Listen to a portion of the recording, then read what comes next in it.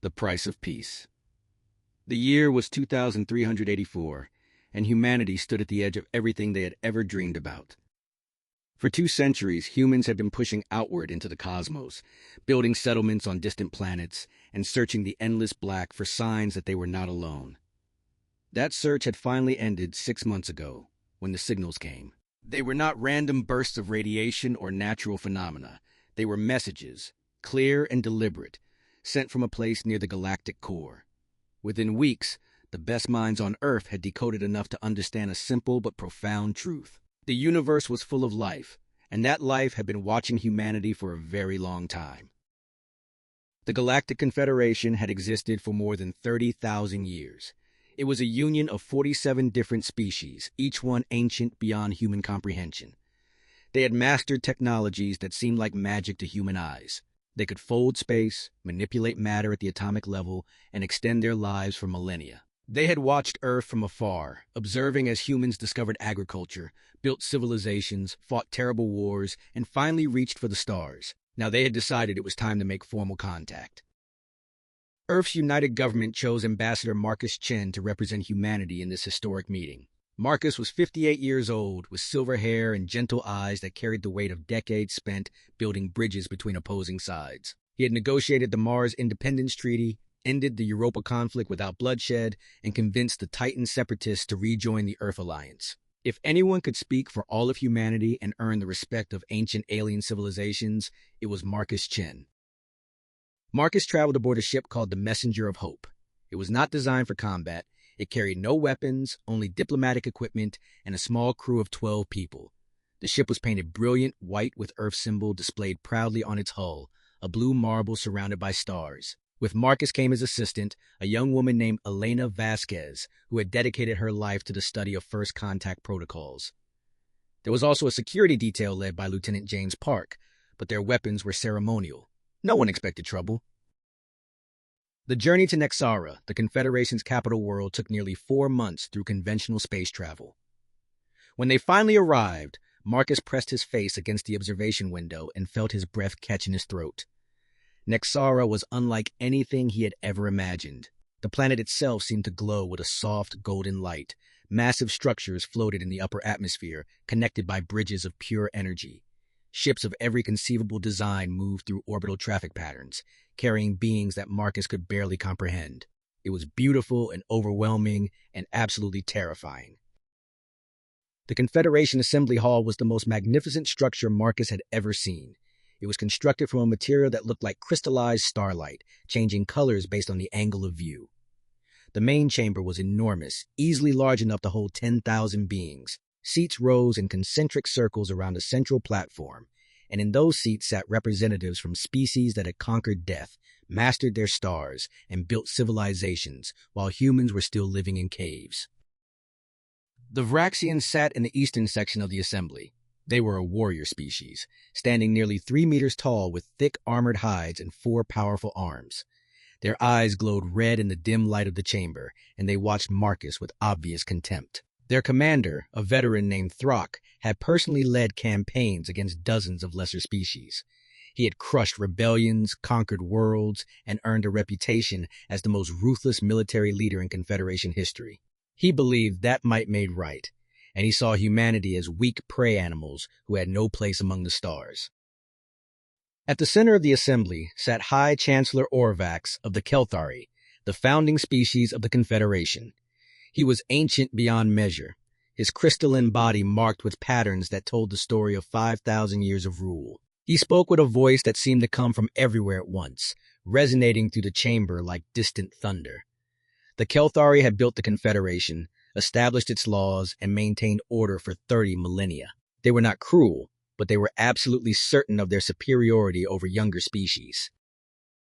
Marcus walked to the center platform with Elena following close behind. He could feel thousands of eyes watching him, judging him, measuring the worth of his entire species based on this single moment. He took a deep breath and began to speak. His voice was calm and clear, carrying through the vast chamber without amplification. "I stand before you today representing the people of Earth," Marcus said. We are a young species, we know this. We have only been traveling among the stars for 200 years. Many of you have individual members who are older than our entire spacefaring civilization. We do not come here claiming to be your equals in knowledge or technology. We come here as students, hoping to learn from those who have walked this path before us. He paused, letting his words settle over the assembly. Humanity has made many mistakes in our history. We have fought wars against ourselves. We have caused suffering and destruction. We have done things we are not proud of. But we have also shown the capacity to change, to grow, to become better than we were. We have learned to put aside our differences and work together for common goals. We have learned that peace is stronger than war, that cooperation achieves more than conflict. For 3 full days, the assembly questioned Marcus. They wanted to know everything about human history, human culture, human technology, and human intentions. Marcus answered every question with complete honesty. He did not hide humanity's violent past. He spoke openly about the world wars, the nuclear age, the colonial conflicts on Mars and Europa. But he also spoke about human art, human music, human literature. He spoke about the courage it took for the first humans to leave Earth, not knowing if they would ever return. He spoke about the determination of colony builders who created new homes on worlds that tried to kill them. Elena watched from the observation area, her heart swelling with pride. Marcus was magnificent. He spoke with such passion and conviction that even the coldest faces in the assembly seemed to soften. She began to believe that this impossible dream might actually come true. On the 4th day, High Chancellor Orvax rose from his seat. The entire assembly fell silent. Every being in that vast chamber turned to listen. "We have heard the words of the human ambassador," Orvax said. His voice was measured and careful. "We have considered humanity's request to join the Confederation as a member species. We have deliberated on this matter according to our ancient customs." Marcus held his breath. Everything humanity had worked toward for 2 centuries came down to this single moment. "Humanity is acceptable to the Confederation," Orvax continued. "You will be granted provisional membership. You may establish settlements in the outer frontier zones. You will pay annual tribute to the Confederation Treasury. You will not expand beyond the territorial boundaries we assign to you. You will not develop military technologies beyond those we approve. You will not interfere in Confederation affairs. You will accept your position as a junior member and prove yourselves worthy over time." It was not the warm welcome Marcus had hoped for. It was barely tolerance, wrapped in restrictions and demands. But it was acceptance. It was a chance for humanity to learn from older species, to grow, to eventually earn true respect. Marcus swallowed his pride and bowed deeply. "We accept your terms with gratitude," he said. "Thank you for this opportunity. Humanity will prove itself worthy of your trust." He turned to leave, already thinking about the future. He would return to Earth as the man who brought humanity into the galactic community. There would be challenges ahead, restrictions to navigate, tribute to pay. But given time and patience, he believed humanity would prove themselves. They would show these ancient species that humans were more than primitive newcomers. They would earn their place among the stars through hard work and dedication. Marcus Chen never got the chance to see that future. Commander Throck rose from his seat among the Vraxian delegation. His 4 arms flexed as he stepped forward, his red eyes blazing with contempt. "The human speaks with arrogance," Throck said, his voice a deep rumble that filled the chamber. "He stands before his betters as if he has earned the right to be here. He accepts our generous offer without proper humility. Someone must teach these creatures their true place in the order of things." Before anyone could react, before anyone could speak, Throck drew his plasma blade. It was a weapon of incredible power, capable of cutting through starship armor. In one fluid motion practiced over centuries of warfare, he crossed the distance between them. The blade pierced Marcus Chen's chest, burning through flesh and bone with terrible efficiency. Elena screamed. Lieutenant Park reached for his ceremonial weapon, but a dozen Vraxian warriors surrounded him immediately, their own weapons drawn. Marcus looked down at the blade in his chest with an expression of confusion and disbelief. He tried to speak, tried to say something, but no words came. He fell forward, and his blood spread across the crystallized floor of the assembly hall, a bright red stain on the golden surface. High Chancellor Orvax watched without emotion. He did not order Throck's arrest. He did not call for guards. He simply observed as a good man died for the crime of hoping for peace. "Let this serve as an example," Orvax said calmly. "Humanity will learn proper humility, or humanity will learn extinction. Take the female assistant. Let her carry this message back to her people. The rest of the human delegation may depart within the hour. Elena was dragged from the observation area, tears streaming down her face as she screamed Marcus's name. Lieutenant Park and the rest of the security team were escorted at gunpoint back to the Messenger of Hope. They were given exactly 1 hour to leave Nexara's orbit. As the ship pulled away from the Golden Planet, Elena sat alone in Marcus's quarters, holding his personal datapad that contained messages to his family. She had watched a good and decent man murdered in cold blood for the entertainment of ancient beings who saw humans as nothing more than amusing insects. She had watched them kill him without consequence, without remorse, without justice. The Messenger of Hope limped back toward Earth, carrying grief instead of hope. Elena spent the entire 4-month journey preparing her report, writing and rewriting the words she would say to Earth's leaders. She knew that her testimony would change everything. She knew that the dream of peaceful coexistence had died with Marcus Chen on the floor of that golden chamber. When the ship finally reached Earth orbit, Elena transmitted her report ahead. By the time they docked at Luna Station, every government on Earth had read her words. Every screen across human civilization had seen the security footage she brought back. Every person on every human world had watched Marcus Chen die. Elena walked into the chambers of Earth's United Parliament 3 days after her return. She carried Marcus's diplomatic sash still stained with his blood. The Great Hall was completely silent as she made her way to the central podium. Every seat was filled. Every human world had sent representatives. Billions of people across dozens of planets watched on their screens, waiting to hear what she would say. Elena's hands trembled, but her voice was steady and clear.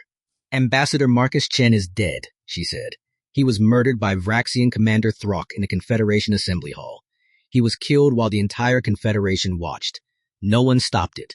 No one punished the killer. No one even objected. Instead, High Chancellor Orvax told me to deliver a message to humanity. She paused, her eyes sweeping across the assembled leaders. Submit or die. Those were his exact words.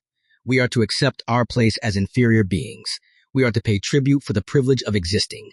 We are to bow and grovel and be grateful that they allow us to survive. She held up the blood-stained sash. This is what they think of our peace offerings. This is what they think of our outstretched hands. Ambassador Chen believed in dialogue. He believed that if we showed them our best qualities, they would accept us as equals. He died believing that peace was possible. Elena's voice hardened. He was wrong.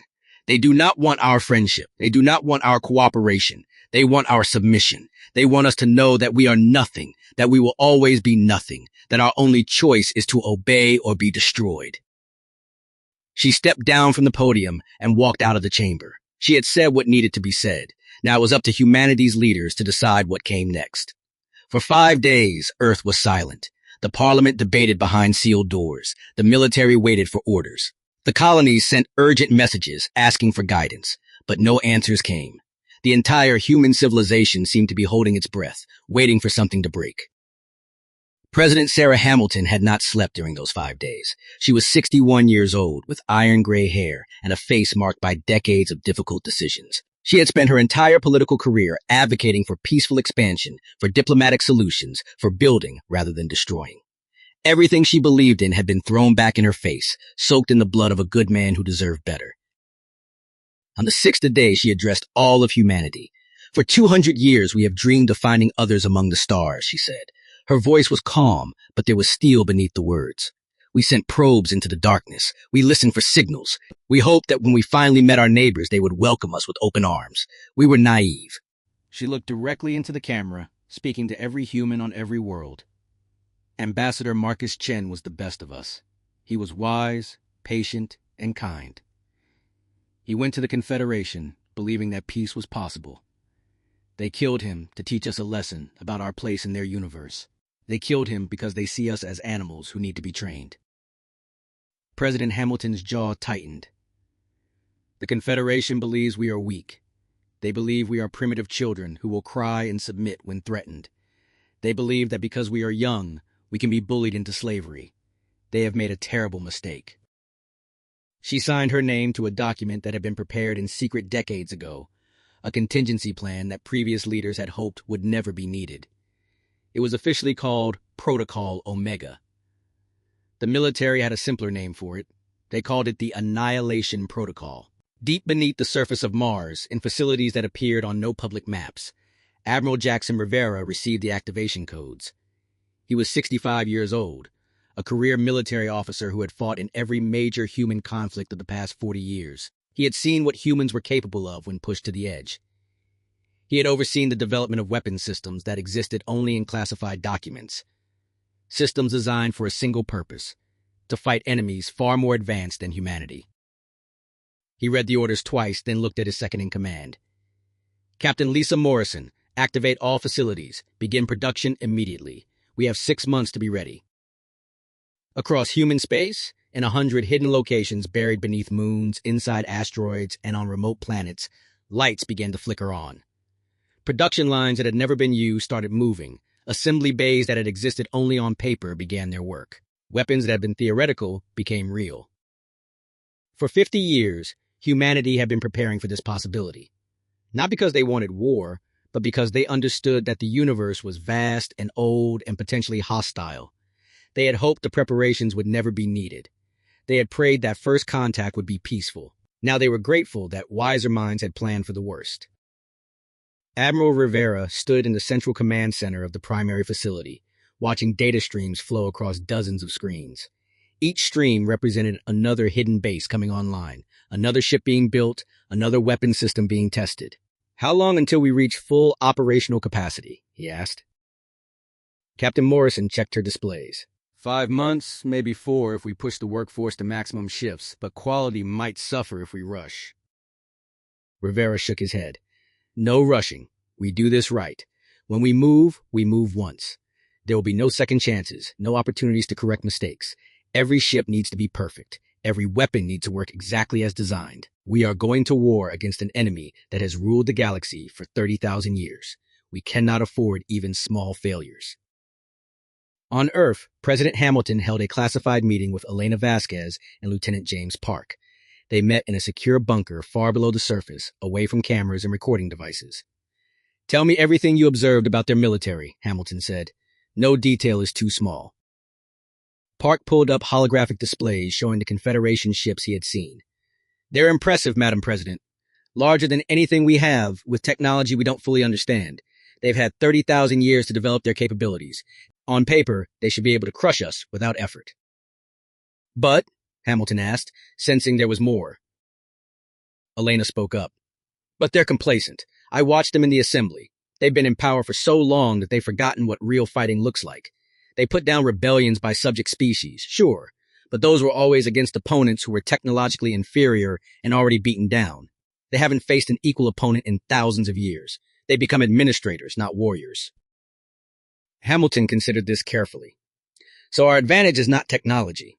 Our advantage is desperation." "Yes," Elena said. "We have something they don't have. We have everything to lose. They're fighting to maintain their empire. We're fighting for our survival. Those are very different motivations." Over the following weeks, humanity went completely silent. Trade ships stopped traveling to Confederation space. All communications with alien species ceased. Human colonies in the outer territories were quietly evacuated. Their populations moved to fortified positions deeper within human-controlled space. The Confederation noticed the silence, but they were not concerned. High Chancellor Orvax declared that the humans were sulking, licking their wounds like beaten animals. He predicted they would return within a year, crawling on their knees and begging for mercy. In the darkness between stars, humanity was building something the galaxy had never seen. They were forging weapons designed by desperate minds with nothing left to lose.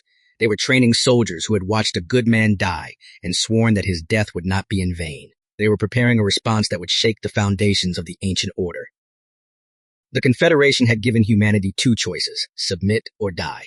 Humanity chose a third option. They chose to fight. And when they were ready, when every ship was built and every weapon was tested and every soldier was trained, they would show the Confederation exactly what that choice meant. When giants fall. 6 months passed, and the Galactic Confederation heard nothing from humanity. No diplomatic messages, no trade vessels, no communication of any kind. The young species had simply vanished into their corner of space, leaving only silence behind. At first, the Confederation leadership celebrated this as a victory.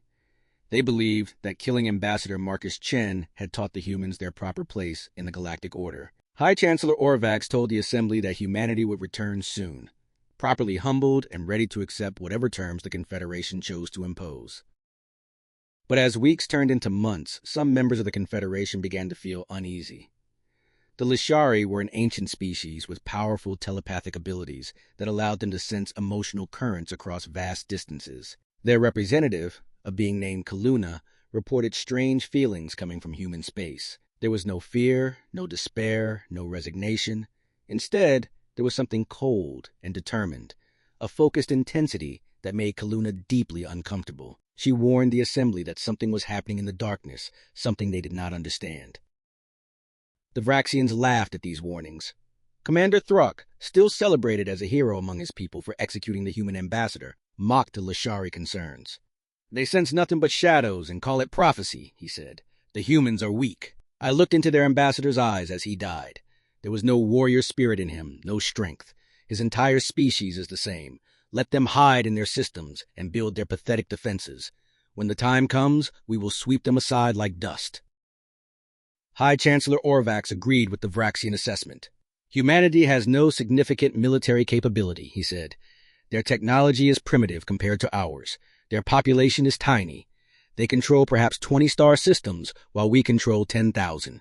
Let them prepare whatever resistance they wish. It will make no difference. So the Confederation waited and watched and did nothing. They had ruled the galaxy for 30,000 years.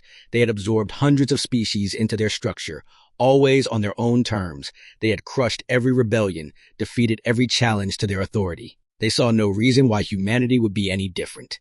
They were wrong. On the 183rd day of silence, a single human ship appeared at the edge of Confederation space. It was small and unarmed, clearly a messenger vessel.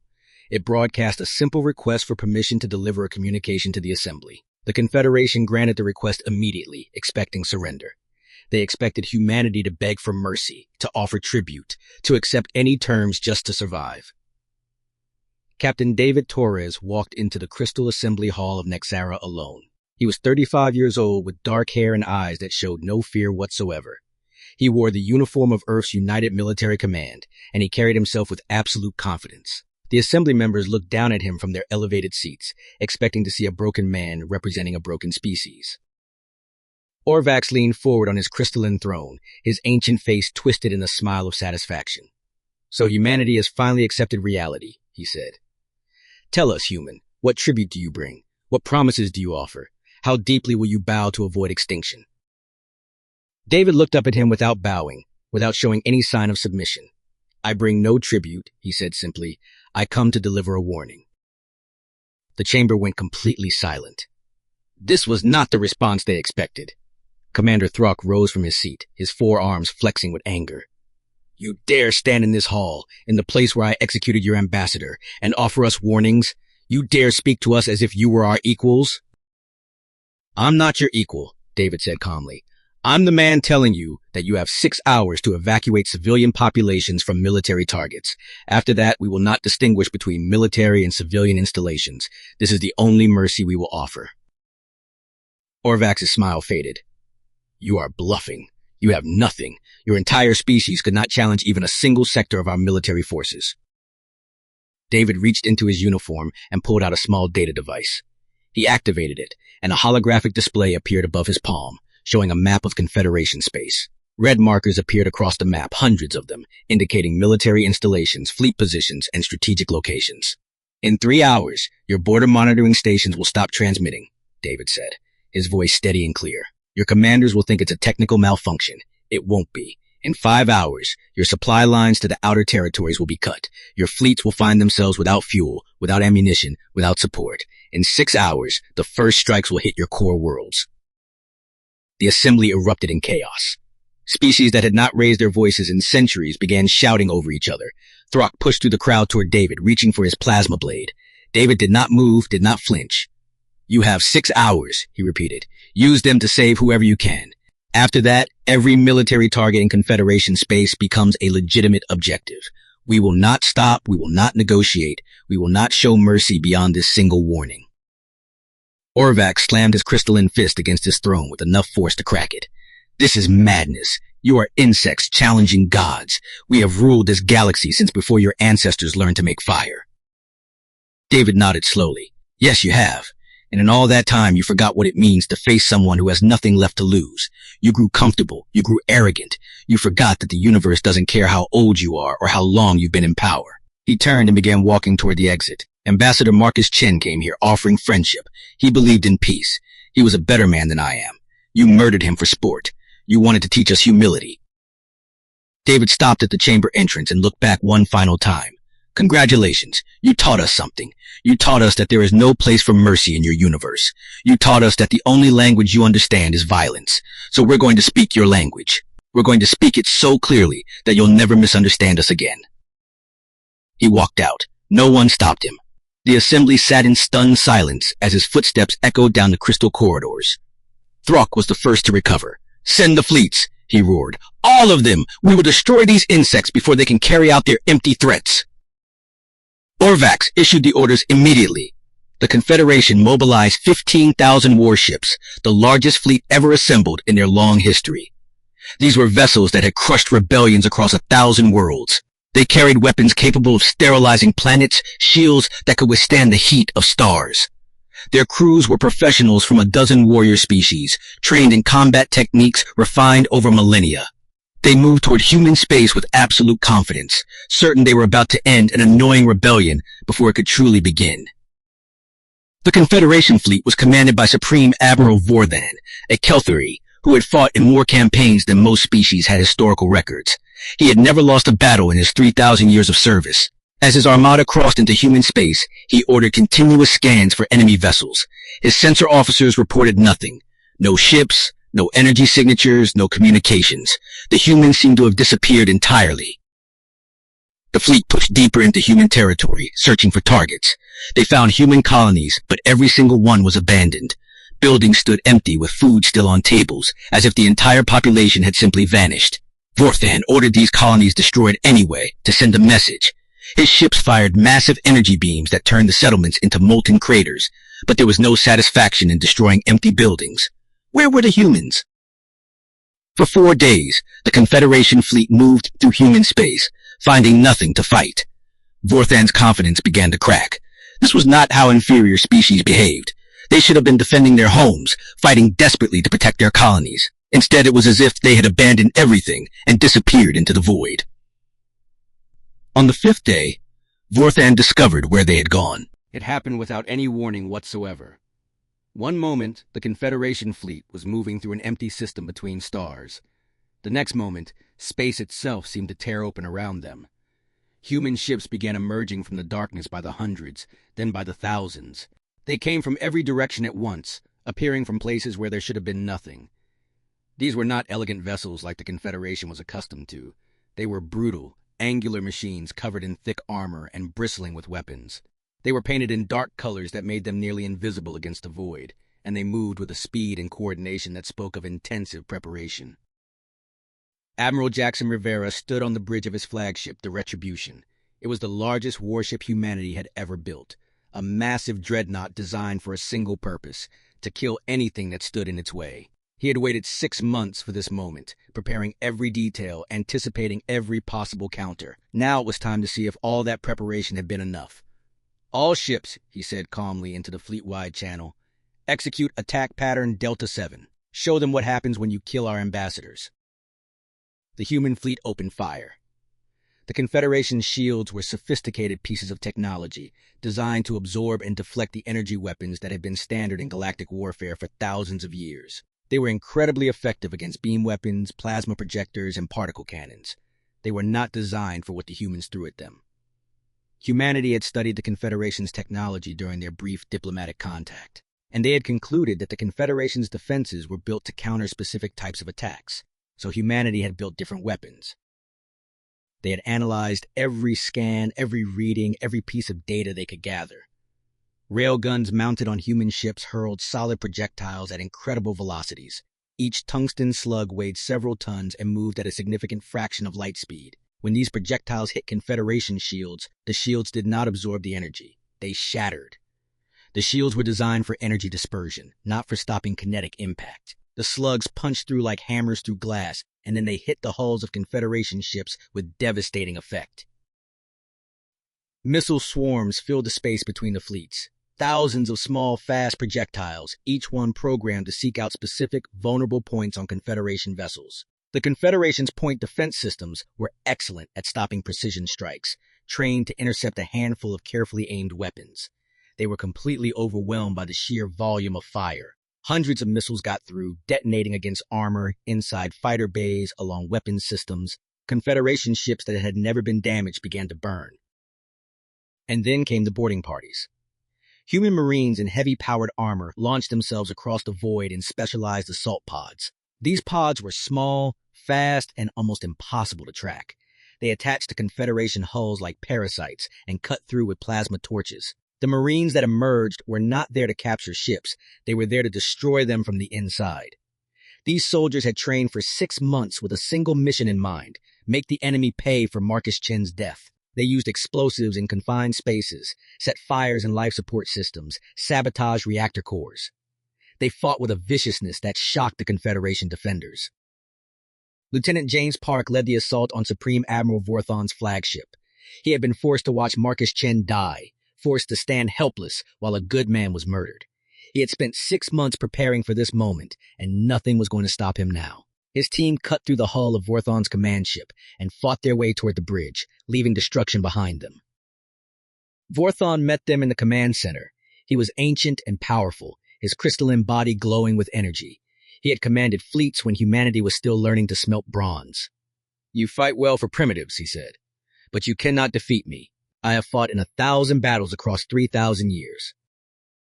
Park raised his weapon, a compact rail rifle designed for close combat.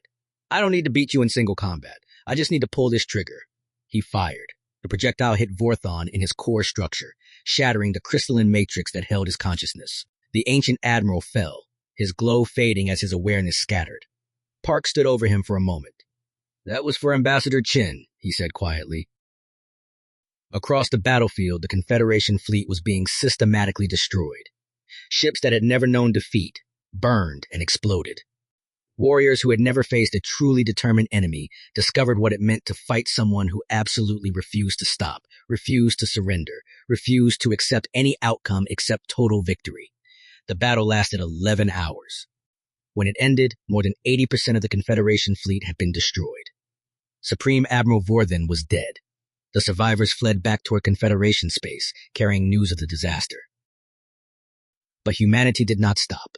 They followed the survivors, pursuing them deep into Confederation territory. Admiral Rivera had no intention of giving the enemy time to regroup or rebuild. The human fleet pressed forward relentlessly, striking at military installations, destroying shipyards, cutting supply lines. World after world fell as humanity's war machine ground forward. The Lashari, who had warned about humanity's intentions, surrendered after witnessing a single engagement. They were not warriors, and they saw no point in dying for the Confederation's pride. The Kelthari homeworld was surrounded and blockaded, cut off from the rest of the Confederation. Species that had ruled sectors of the galaxy for thousands of years found themselves powerless before an enemy that simply would not stop coming. Only the Vraxians fought to the bitter end. Their warrior culture demanded it. They saw surrender as the ultimate dishonor, worse than death. Commander Throck rallied the remaining Vraxian forces for a final stand at their homeworld of Vraxis Prime. He broadcast a message across all channels, calling humanity cowards and insects, daring them to face him in honorable combat. Admiral Rivera took that challenge personally.